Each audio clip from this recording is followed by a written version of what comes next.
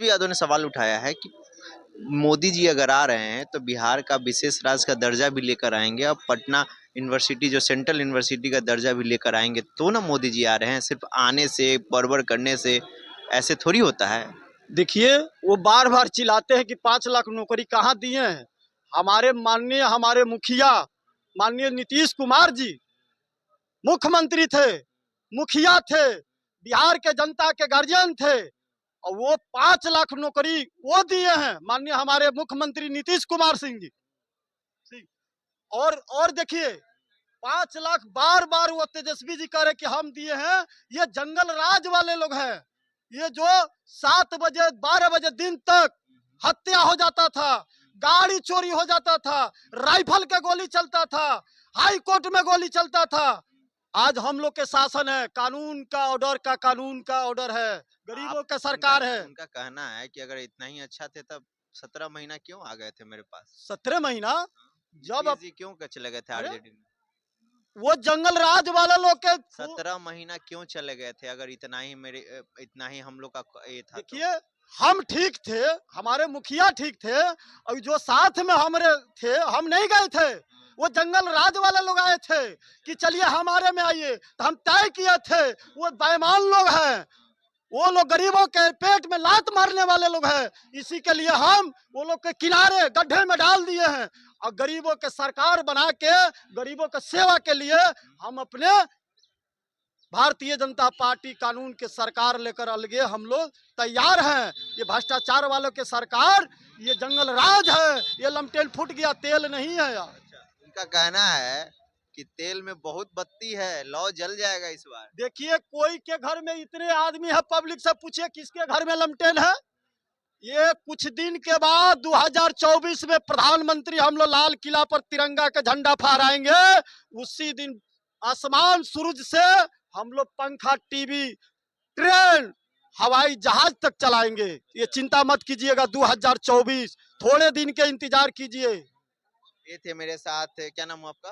मनोज दुबे। मनोज दुबे जी, इन्होंने बोला अपनी बात रखी है। आओ लोगों से बात करते हैं। क्या नाम है आपका।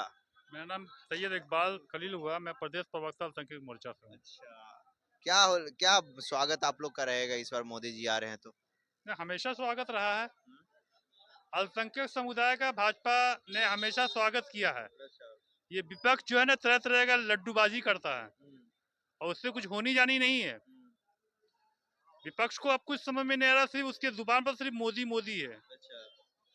तो आप लोग को क्या लगता है इस बार बिहार में 40 सीट जीत रही है बीजेपी। 40 भी जीत रही है, 400 से पार भी हो रही है। कहाँ से हैं आप। मैं ऐसे रहने वाला भागलपुर से हूँ, 20 साल से मैं पटना ही में। तो इस बार तेजस्वी यादव ने बोला है कि मोदी जी आते हैं बिहार के लिए कुछ करते नहीं है और चले जाते हैं, सिर्फ चेहरा दिखा के चले जाते हैं। तेजस्वी जी ने क्या किया है या उनके बाबूजी ने क्या किया। बिहार को सत्यानाश कर दिया, बिहार को विनाश कर दिया। अल्पसंख्यक की बात कहते हैं, माई बाप की समीकरण कहते हैं।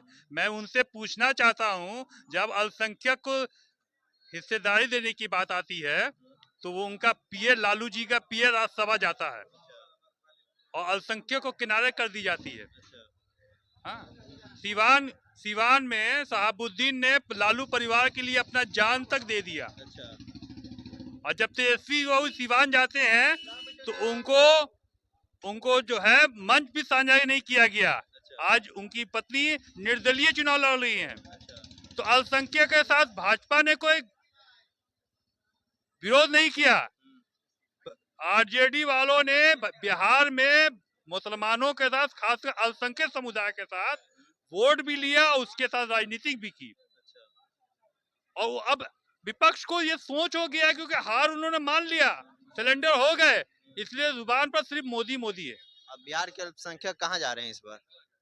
इस बार बिहार के अल्पसंख्यक का वोट कहां पड़ेगा वो 4 तारीख को विपक्ष को समझ में आ जाएगा और खासकर लालू जी का आंख का रोशनी और बढ़ जाएगा और तेजस्वी यादव का आंख का रोशनी बढ़ जाएगा कि एमवाई के समीकरण जो चिल्लाते हैं, सीना को दर्द करते हैं। वो तो बोलते हैं कि एमवाई के साथ मेरा बाप की भी पार्टी है। हाँ?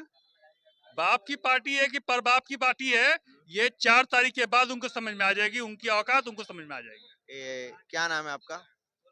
मेरा नाम अरविंद गुप्ता है। कहाँ से आए आप। लोकसभा बलिया उत्तर प्रदेश से हूँ। तो इस बार क्या बलिया का क्या माहौल है इस बार, बता सकते हैं आप। बलिया कहीं नहीं, पूरे देश का माहौल जो है नरेंद्र मोदी जी के साथ है। आप तो बलिया के हैं, यूपी के हैं, जी नहीं। तो यूपी में इस बार 80 सीट लोकसभा सीट आती है, कितना जीत रही है इस बार? टारगेट हमारा 80 में 80 का है, लेकिन जो हमारा मानना है कि 79 सीट उत्तर प्रदेश के अंदर हमें मिलना ही मिलना है। ठीक है। कन्नौज से अखिलेश यादव जी लड़ रहे हैं चुनाव, क्या माहौल है वहाँ पे? देखिए, लड़ने के लिए विपक्ष का हर एक कैंडिडेट पूरे देश में कहीं न कहीं से चुनाव को लड़ ही रहा है और हर उम्मीदवार अपने आप को विजेता ही घोषित करता है जनता के बीच में। लेकिन जो माहौल है पूरे देश का, जो पिछले 10 साल का कार्यकाल है नरेंद्र मोदी जी का, उस कार्यकाल के आधार पर देश का मैक्सिमम लोग, ज़्यादा से ज़्यादा जनता नरेंद्र मोदी जी के विकास कार्यों के साथ जुड़ना चाहती है और उनके साथ तीसरा टर्म भी पूरा करना चाहती है, जिससे देश का विकास और इंडिया आगे जा सके। इंडिया अलायंस की बात करते हैं। राहुल गांधी ने आप तो यूपी और बिहार की राजनीति को भली जानते होंगे। बिहार में 40 और वहाँ का 80, 220 की सीट है। उनका कहना है कि बिहार और यूपी ही बीजेपी को हरा देगा। बिहार और यूपी बीजेपी को हरा देगा। ये कुछ लोग ऐसे हैं जो ख़याली पुलाव रात में सोने के बाद भी बनाते रहते हैं और दिन में जागने के बाद भी देखते रहते हैं। तो उनका यही काम है, पिछले 10 सालों से वो यही देखते आ रहे हैं, उनका एक ही काम है। तो उससे बीजेपी को और भारतीय जनता पार्टी के पूरे देश में जहाँ-जहाँ भी कार्यकर्ता है, इनसे इनके ऊपर कोई फ़र्क पड़ने वाला है नहीं, क्योंकि हमारा लक्ष्य है 400 पार और हम उस लक्ष्य को प्राप्त करने में एक-एक कदम आगे बढ़ रहे हैं। सर इस बार आप बलिया की बात आपने बोली। यूपी में कन्नौज सीट हॉट सीट मानी जाती है क्योंकि अखिलेश यादव वहाँ से लड़ रहे हैं। कन्नौज में इस बार क्या होने वाला है ये बताएं आप। यूपी की कन्नौज सीट जिसको आप हॉट सीट बताते हैं, एक ज़माना था पिछले चुनाव में 2019 के चुनाव में, जो अमेठी भी एक हॉट सीट मानी जाती थी, जहाँ पे राहुल गांधी जी भी चुनाव लड़ा करते थे। लेकिन उस हॉट सीट को भी डबल हॉट सीट जो है जनता ने दर्शा दिया पूरे देश के सामने। तो ये कन्नौज उससे बड़ा सीट, उससे बड़ा हॉट सीट नहीं है और जनता उसका जवाब देगी, क्योंकि जनता अब जाग चुकी है। आज पूरे देश के किसी भी लोगों को, किसी भी जनता को किसी भी विकास कार्यों के रूप में बरगलाया नहीं जा सकता। जनता जागरूक हो चुकी है, उसको पता है कि विकास क्या होता है और विकास दिखता कैसा है।